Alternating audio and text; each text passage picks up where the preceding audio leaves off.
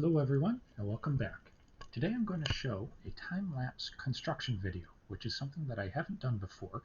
Today I'm going to show off the construction of the Churchill Downs Grandstand as it appeared in 1895. This is something that I've been planning out for a little while, and I made sure to leave myself an area to do the racetrack. I actually originally was going to do a racetrack the full size, but then realized that's really big.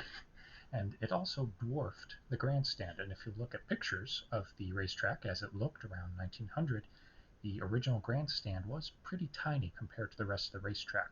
So I thought I would make the size of the racetrack about half and then do a one-to-one replica of the grandstand, more or less.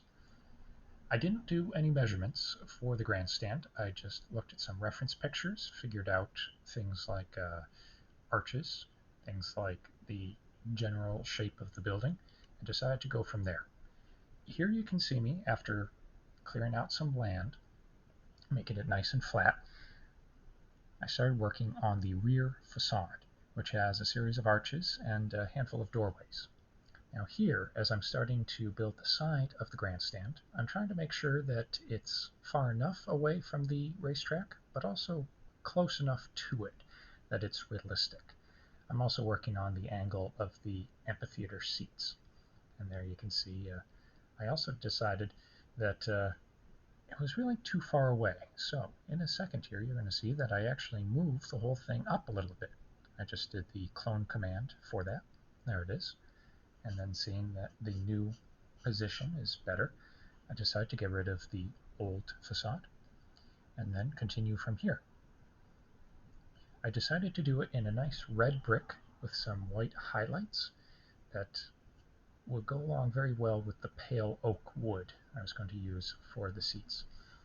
I also used a lot of wall elements for the posts and then the beams up above holding the roof. Now in this texture pack, I decided that I wanted to have a few posts, well, walls that looked like they were made out of wood, in addition to the different fence options. And so I changed a few things like tough walls and a couple of other items just to fit the color palette that I was going for. And you can see here as I'm moving along, I'm making little measurements, deciding if I like the placement of something, if I don't.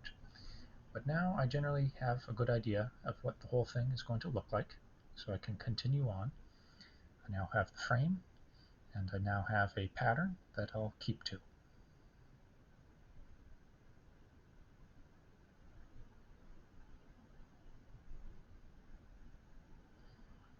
Now the original Churchill Downs was first formed in 1875, and at the time there was a grandstand, but I wasn't able to find any pictures of what it looked like, and supposedly it was pretty Spartan.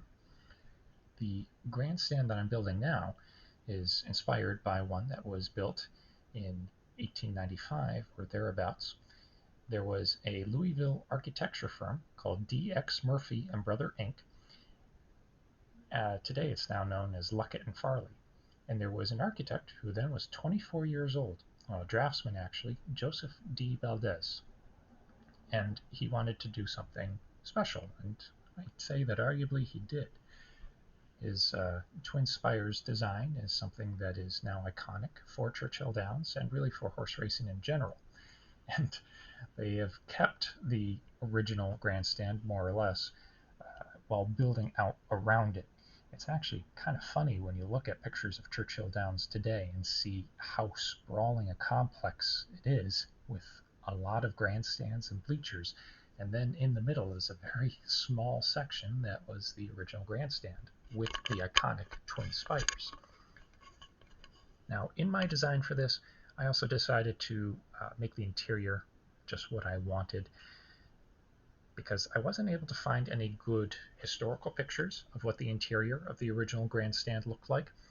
And actually looking at the pictures, it looks like the only way to get up to the seats was by stairs that came out of the front. Now, I do build those stairs in this model, but I also wanted to have some stairs from the inside that go up. I thought that might be a nice little touch, and just something that makes it feel a bit more real when I think about going to ballparks, going to different grandstands that aren't as modern or fancy as other things, or as a lot of Churchill Downs looks today. And here you can see I've done the wall elements to make the posts, and I have a nice frame going. I was working a little bit on how I wanted the peaks for the roof to be. And you can see I actually had to adjust it slightly there. But that's all pale oak. The texture pack, I just took the dark oak texture and then lightened it up, touched it up a little bit, and I think that it fits in very well. It has a slight, almost a little bit of a cream undertone that's a little bit more warm than some of the other white elements like quartz, which look a bit more like marble in this texture pack. I'm using tough bricks for the roof, and this is one of the most satisfying parts, I think, of building a decent sized building, is just going back and forth building the roof, especially a building like this that isn't too complicated with how the roof is laid out. In the meantime, you can see all of the different animals walking around at the base of the building. Whenever I build in this world, I try to not get rid of any of the animals, mostly because I like to see what the biome originally was based off of animals still walking around on city streets or lawns or other areas. Because when I am building in this world, I have to clear out large bits of land, and I feel a little badly about it, because the whole point of building my works inside of this world is to keep the natural generation that's all around it. Whenever I try to do super flat worlds, I always get a lot of existential dread. I find them to be very uncomfortable.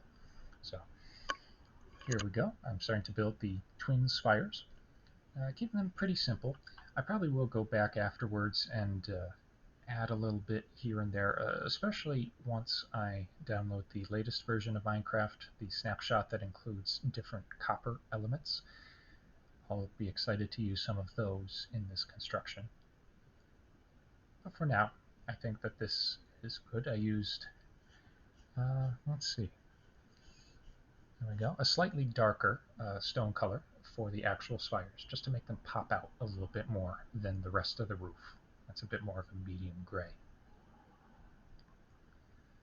There we go. And now, since I'm finishing up on the outside, most of the items, I'm going to take you to the inside and show my construction of the actual grandstands.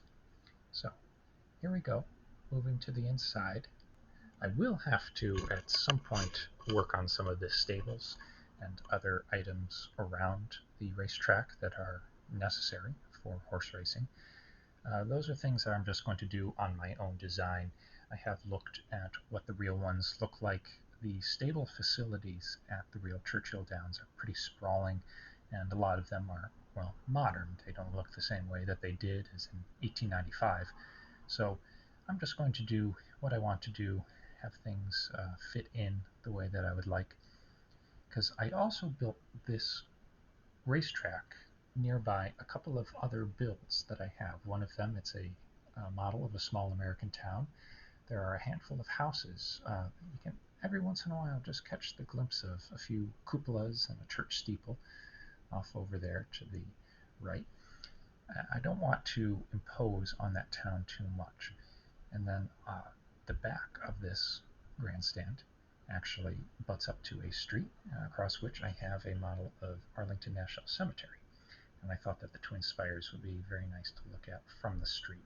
And it'll have some trees in between, a little bit of landscaping, just things to make it all look nice. But I try not to overwhelm my builds by having things be too close together, even when I'm doing things like the racetrack on a smaller scale than in real life. And with all of these horses that are naturally spawned in this area, I'm probably going to tame them and put them into the stables that I'm going to build. I don't know of any mechanism to have multiple horses racing at a given time on single player.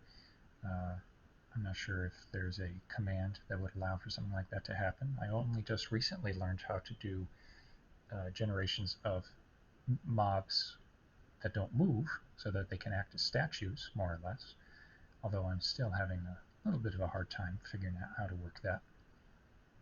I only have one so far. That's an equestrian statue that I have inside at my Windsor Castle build. What's funny, though, is that since it is a live mob of a horse, the tail does move every once in a while.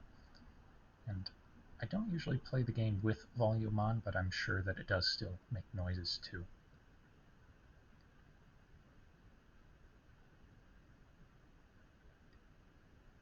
I do find the landscaping to be one of the most relaxing parts of any build. It's something that I have a general idea of what I want. I can just kind of go ahead without paying too much attention, put down grass, put down dirt, put down flowers, plant some trees. Now I'm putting up the railings. This is a trapdoor texture that was already in the texture pack, the ancient Roman texture pack that I built mine off of. And this pre-existing texture for oak trapdoors, which has existed since before there were other trapdoors in Minecraft. I've always enjoyed it, and I think that it's a nice kind of neutral use item. They make for some nice railings that are somewhat fancy, but not overly so.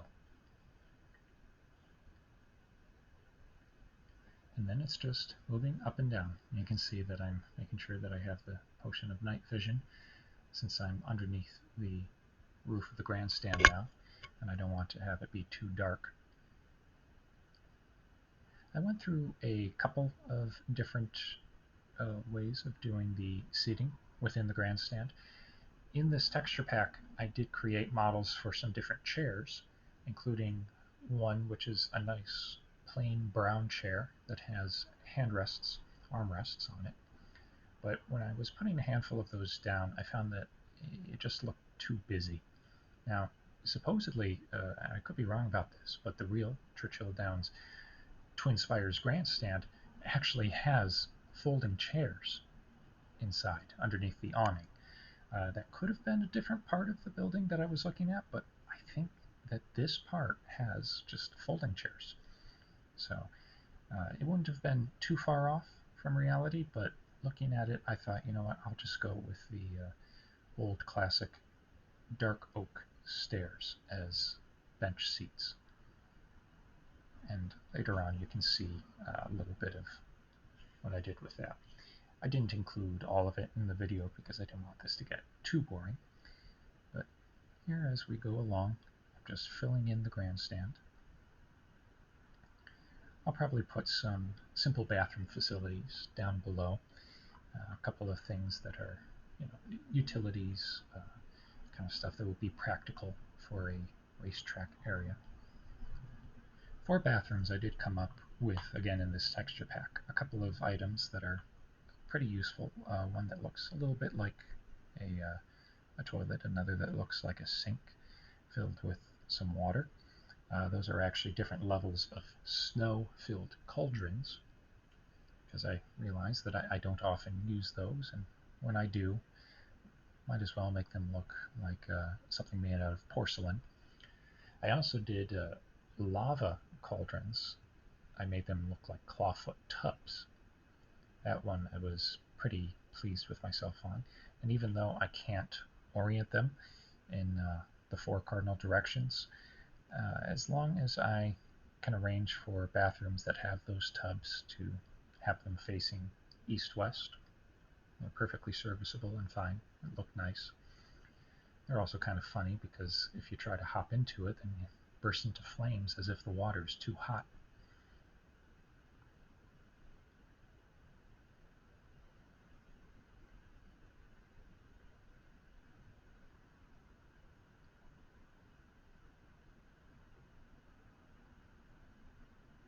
Here we go. Almost finished up with the seats, the floor of the grandstand.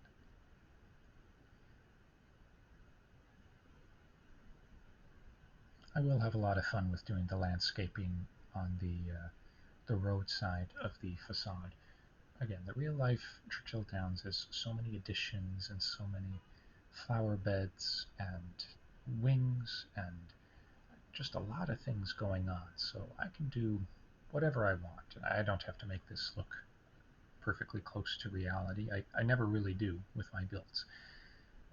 Every once in a while I'll try to build something that it's a building I've actually been to, say a historic house, and I try to capture the feel of what it actually looks like to walk around inside. But I've never been to Churchill Downs, and maybe someday if I go, I'll take a few mental notes and make a few changes to this model. But generally, I think that it will serve its purpose. And actually looking at historical pictures of Churchill Downs, even within 10 years of the construction of these grandstands, there was already an addition of a pavilion off to the side. I'm not sure if it was either the west side or the east side, but this property has had changes continuously over the past more than 100 years. So it doesn't really matter too much if I keep close to exact reality or not. Especially coming off of my most recent large project, which was Windsor Castle. That's something that has so many additions over the past 1,000 years, along with so many walls that are not at right angles, so many things that just go off in weird ways that I had to allow myself to make artistic concessions.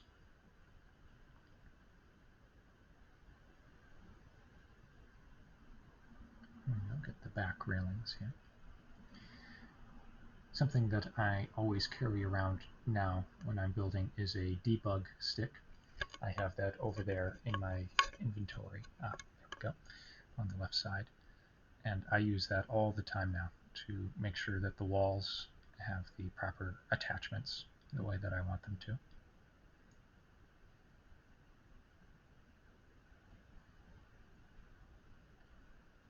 Ever since I learned that I was able to do this in creative, I've had a lot of fun with making the areas look the way I want them to look. See, there's a view from the street of what it looks like. And like I said, I'm going to make sure that I have some nice flower beds, some nice trees planted. All in all, I'm going to make this look like a nice inviting area.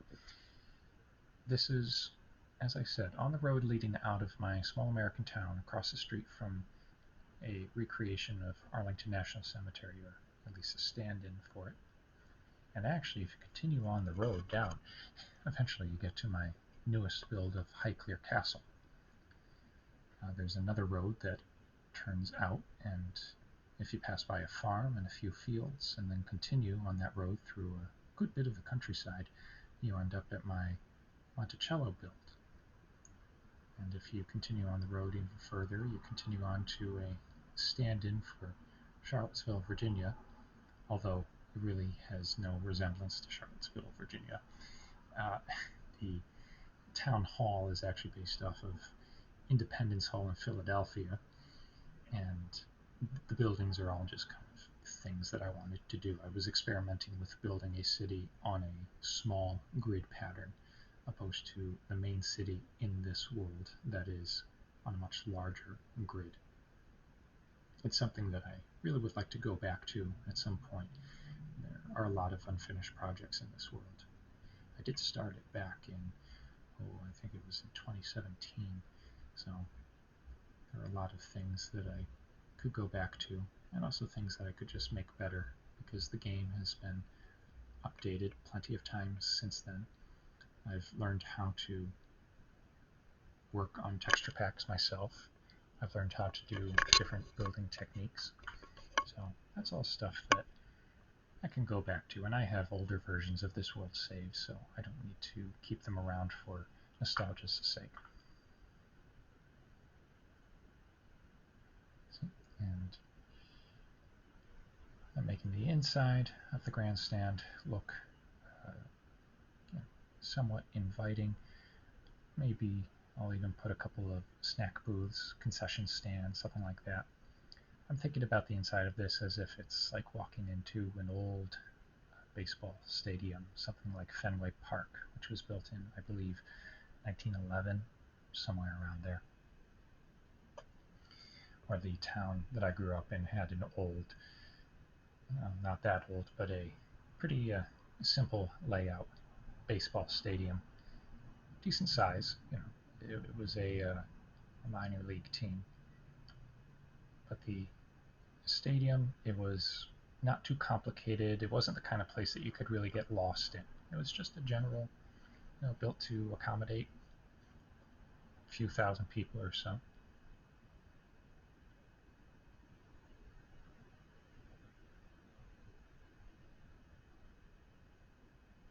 Something else I always try to work into my buildings is making things that seem like they could physically be built.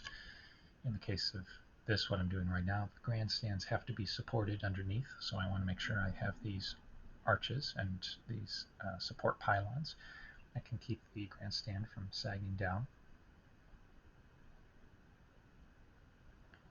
Every once in a while, I'll experiment around with buildings that seem a bit more dreamlike, things that don't have proper physics, that wouldn't be able to exist in the real world. But a lot of times I like to make things that do look like they could exist, that when you walk around them, they seem normal, comfortable, homey even, and leave the dreamlike architecture to the odd builds that can stand out a little bit more. Especially since there are buildings in real life that when you walk around them, it feels like you're in a dream. And I'd like to try to recreate that with, doing my own versions of those builds. But the grandstand at Churchill Downs is not one of them. So, as you can see, I then also want to make sure that I have some beams to hold up the roof. These wall items are another one of my custom textures. I really like the way that this kind of white painted wooden paneling came out. Using it just for blocks, but then using it for the wood, it gives just enough texture, just enough of a hint of depth. It's not something that's flat and boring, but it's also not so busy that it's distracting. It's just kind of a nice neutral texture that I can use for things like this. And then of course I want to make sure that the roof up above can be held up. To really stick with the realism, I probably want to have some posts holding up the middles of these beams.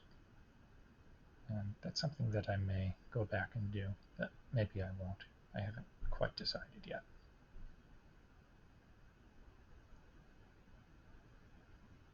There we are.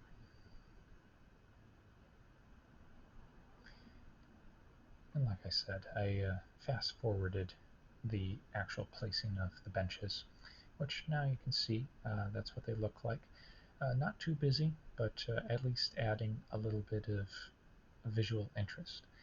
And overall, I'd say the building is pretty close to being done, and I'll make sure to post a video once I've actually completed it with the inside and everything. Well, thank you for watching, and I hope you enjoyed this video, and I'll make sure to make more of these in the future. Thanks.